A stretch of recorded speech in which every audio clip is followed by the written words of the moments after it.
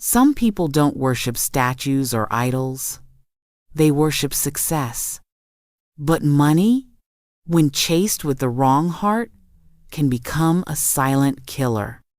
This is the story of Darius Fields, a man who had everything but almost lost the one thing he couldn't buy: his soul.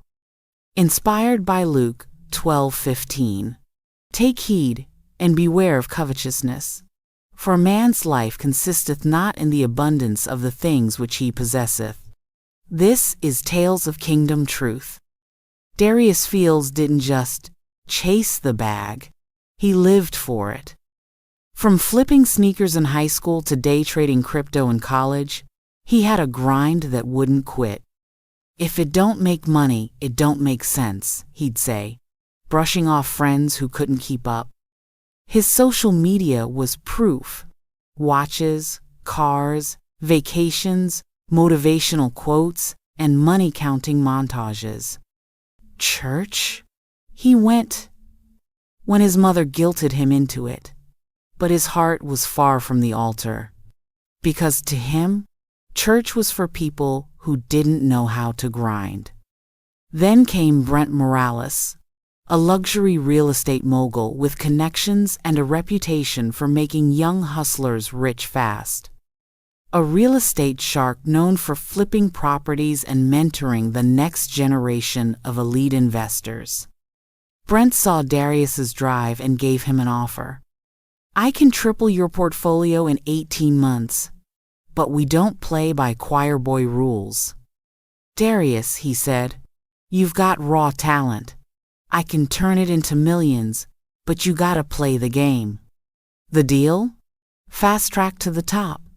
But it meant lying on contracts, cutting legal corners, and masking shady investments with shell corporations.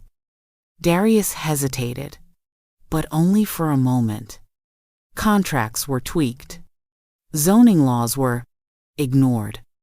A few deals blurred legal lines, but Darius told himself it was all part of the game. "It's just business," he told himself. "God understands hustle."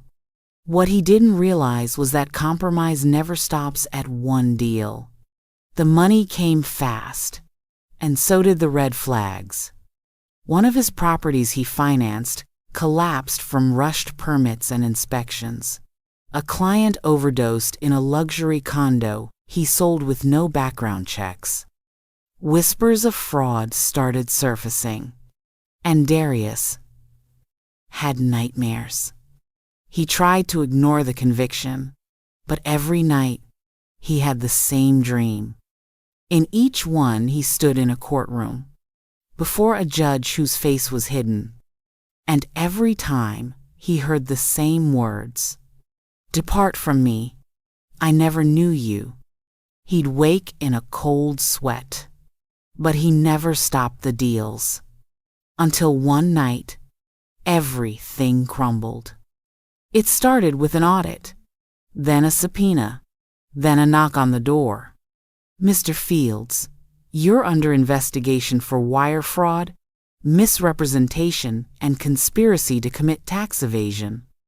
Darius sat in an interrogation room, silent, while investigators laid out fraudulent paperwork with his name on it. His business licenses were suspended, accounts frozen, cars repossessed. The influencer friends?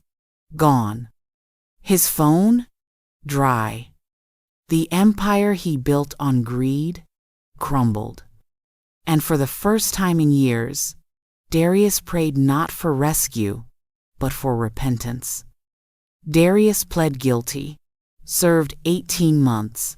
When he got out, there were no red carpets, no cameras, no crowd.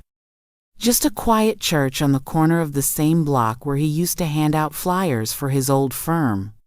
He walked in, head low, but as the choir sang Amazing Grace, he felt the weight of every lie lift. When altar call came, he stood. "I don't need a fresh start," he said, eyes watery. "I need a clean heart." He didn't need millions. He needed mercy. And that day, he got it. Now, Darius teaches finance from a biblical perspective. And on his desk, next to his laptop, is a simple frame that reads, Luke 12:15. Greed doesn't always look like evil. Sometimes it looks like ambition, unchecked. But chasing wealth without wisdom is a fast track to destruction. Let Darius's story remind you, your life is not measured by what you have, but by who you serve. This was Tales of Kingdom Truth. Until next time, choose wisely, live humbly, and remember, the truth is always in the tale.